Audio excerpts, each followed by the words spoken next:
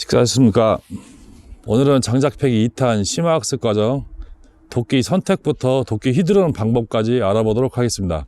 대부분 장작을 패시는 분들은 시골에 계시는 분들이거나 아니면은 전원주택을 짓고 사시는 분들이 많을 텐데요. 이런 분들 중에는 시골에 산 경험이 있어서 장작을 패본 분도 있겠지만은 대부분 처음 패보는 분들이 많을 겁니다.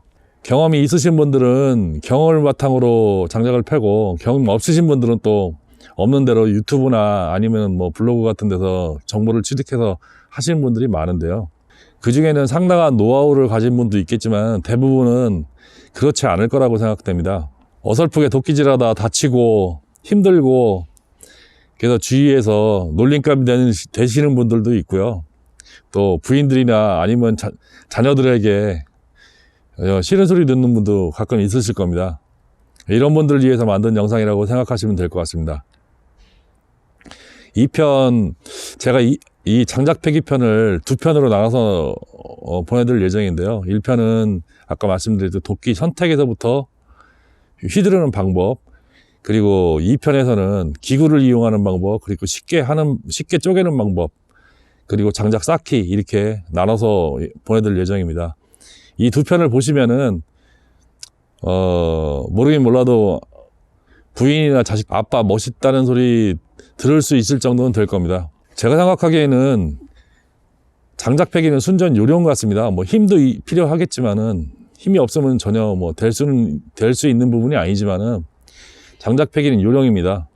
뭐 장작패기를 취미로 하신다 그러면은 크게 문제는 없겠지만은, 이게 겨울을 따뜻하게 놔야 될 목적이 있기 때문에 이거는 분명히 노동입니다. 계속 힘으로만 하다 보면은 지치고 힘들고 다치고, 그리고 주변 사람들도 다치게 하고, 뭐 이런 경우가 대다수일 겁니다. 여러분들이 가진 고정관념이나 아니면 생각을 조금 버리시고 요령을 터득하신다면은 아마 쉽게 장작을 패지 않을까 저는 생각을 합니다. 첫 번째, 도끼의 선택인데요. 도끼는 크게 쪼개는 도끼하고, 그리고 나무를 찍어서 넘어뜨리는 도끼하고, 그리고 나무를 다듬는 도끼로 나눌 수가 있습니다. 나무를 다듬는 도끼는 우리나라에는 짝이라는 도끼가 있죠. 뭐 외국산 도끼 좋은 거 많습니다. 많은데요. 제가 생각하기에는 도끼의 조건은, 첫 번째, 도끼가 날카롭게 잘 갈려 있어야 되고, 깨끗한 도끼, 그리고 자기 손에 맞는 도끼야만이 장작을 쉽게 팰 수 있다고 저는 생각을 합니다. 특히나 도끼가 녹이 나거나 무뎌져 있으면은 뭐 도끼질을 한다는 기보다도 망치로 나무를 쪼개는 거하고 똑같은 거 아니겠습니까? 예. 그리고 도끼 면에 녹이 있다면은 아마도 도끼질을 할 때 나무에 한번 찍히면 잘 빠지지 않죠. 예. 이게 도끼 면에 녹이 있어서 그렇습니다. 도끼는 최소한 얼굴이 비칠 정도는 아니어도 예리한 날과 면이 고와야지만이 장작도 잘 뽀개지고 도끼가 나무에 끼지도 않습니다. 예. 대부분 도끼질을 하실 때, 도끼질하는 모습을 보면은 도끼에 녹이 가득한 도끼들을 가지고, 무딘 도끼를 가지고 장작을 패시는 분들이 영상에 많이 보이는데요. 장작을 패기시기 전에 반드시 그라인더로 연마를 하셔갖고 도끼질을 하는 거를 추천드립니다. 연마를 하실 때는 그라인더 연삭기날 한 300방 정도, 보통 100방에서부터 한 500방 정도까지 회전 연삭기 날이 있거든요. 한 300방 정도를 선택하시면 가장 좋습니다. 왜냐면은 100방에서 200방 정도를 선택하시면은 도끼 날을 너무 파먹고 또 곱게 갈아지지가 않습니다. 한 300방 정도가 제가 보기에는 가장 연마도 잘 되고, 도끼가 열이 먹지 않게 잘 갈 수가 있고요. 면을 되게 이쁘게 골고루 갈아줄 수가 있습니다. 두 번째가 도끼 무게입니다. 무게가 되게 중요한 부분이, 자기가 잘 휘두를 수 있어야 되거든요. 아무리 청력 언얼도라도 본인이 휘두르지 못하면 부직갱이만도 못한 겁니다. 통상 이제 피스커스나 뭐 아니면 henkel이나 이런 것들 비싼 도끼 같은 경우에는 피스커스 X27 정도 되면은 2.85kg 정도 되거든요. 예. 한국 사람이 휘두르기 되게 힘든 무게입니다. 제가 몸무게가 거의 100kg 가까이 나가는데도 사실은 그 도끼 휘두르기 힘들어서 사용을 안 합니다. 여러분들이 선택하실 수 있는 거는 철물점에서 한 키로에 10,000원 정도 하는 한 2kg 정도 도끼가 제가 보기엔 적당하다고 생각이 됩니다. 그리고 피스커스하고 다르게 자루 길이를 선택을 할 수 있고, 그리고 무게를 자기 몸에 맞게끔 고를 수 있는 게 가장 중요한 요소가 되겠습니다. 그리고 너무 무거운 도끼 같은 게 본인이 잘 휘두르지 못할 경우에는 타격감을 도끼 무게로밖에 줄 수 없기 때문에 사실은 그렇게 임팩트 있게 도끼를 장작을 뽀기가 힘듭니다. 그래서 반드시 자기 몸무게와 자기 힘에 맞는 도끼를 선택하는 것이 가장 좋고요.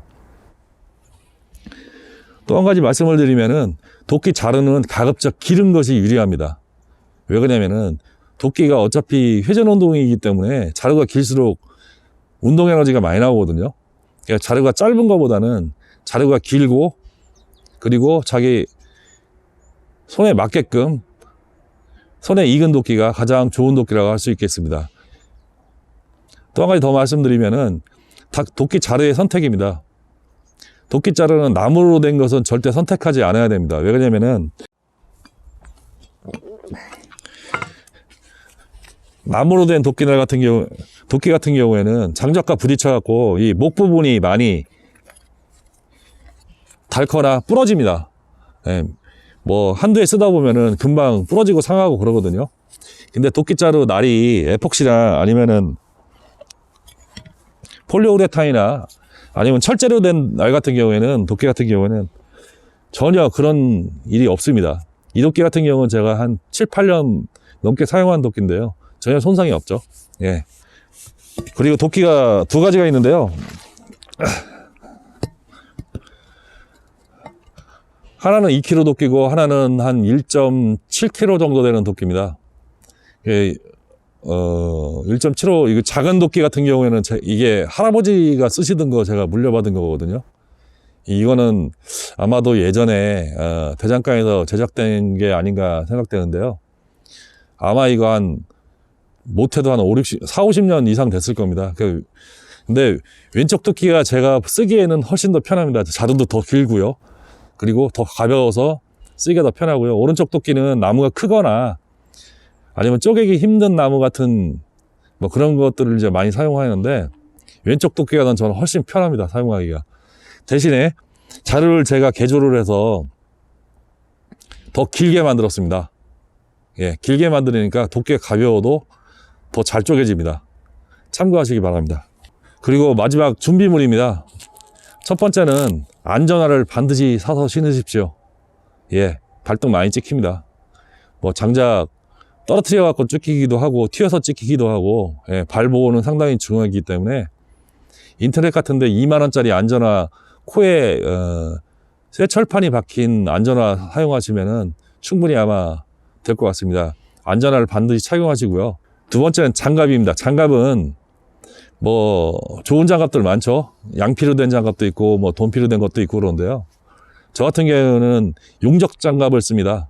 알곤 용접 장갑이라고 보통 시중에서 팔고 있는데요. 예, 이렇게 생긴 겁니다.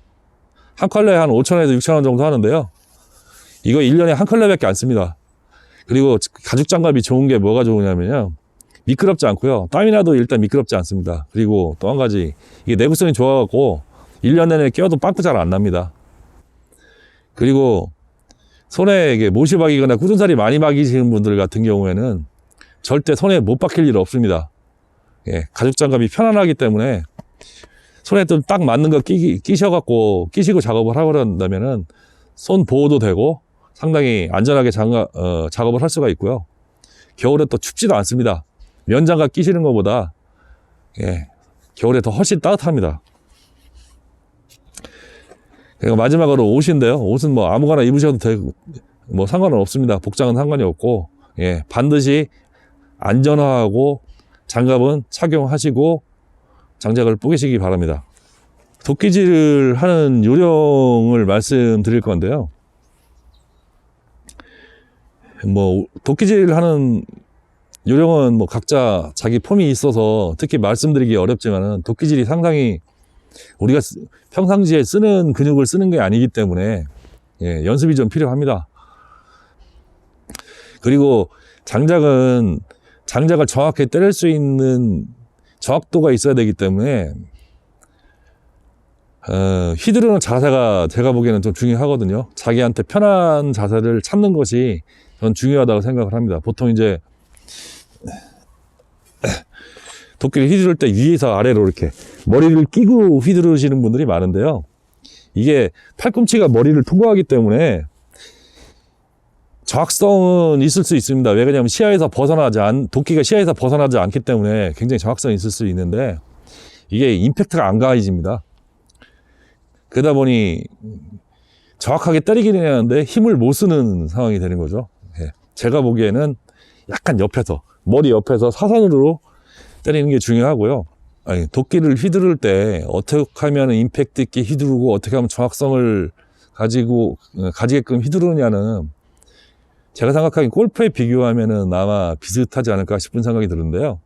백스윙, 그러니까 뒤로 넘기는 동작이 너무 커버리면은, 뒤로 넘기는 동작이 커버리면은 여기서 넘어와서 임팩트를 가할 때 굉장히 부정확해지거든요.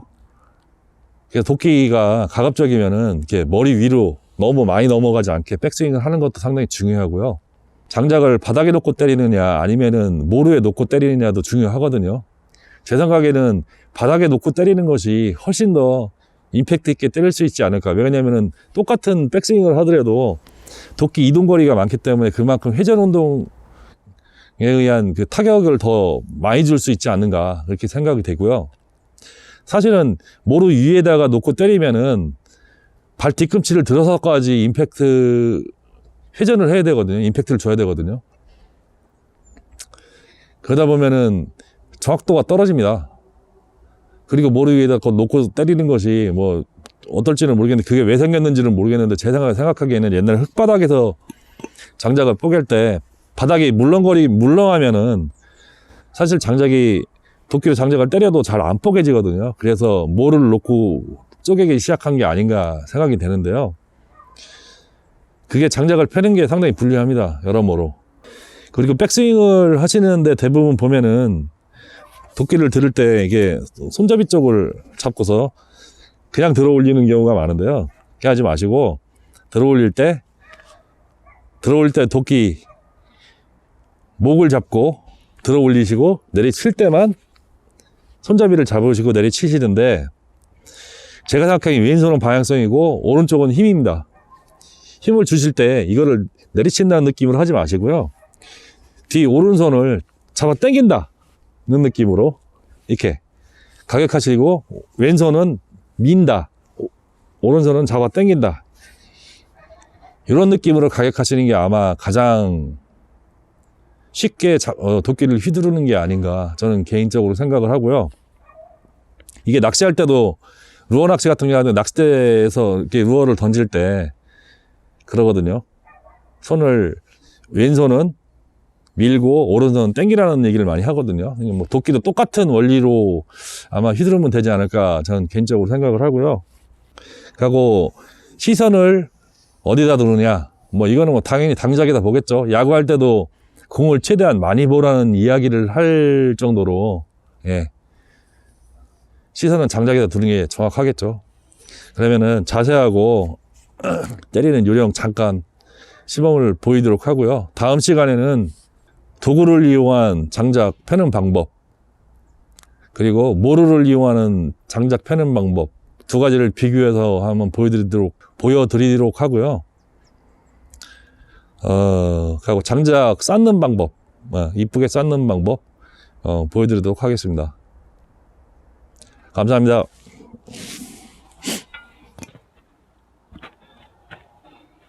머리 위로 한번 휘둘러 볼게요.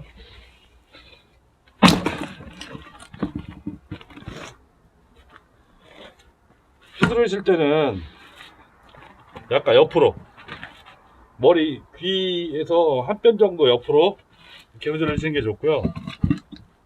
도끼를 들으실 때 도끼 손목을 잡고, 도끼 손잡이를 잡고 이렇게 그대로 들어 올리시면 굉장히 무겁거든요. 아무리 가벼운 도끼라도. 그러니까 반드시 들어올 때는 도끼 손목을 잡고 칠 때만 예, 이렇게 내리치시면 되고요.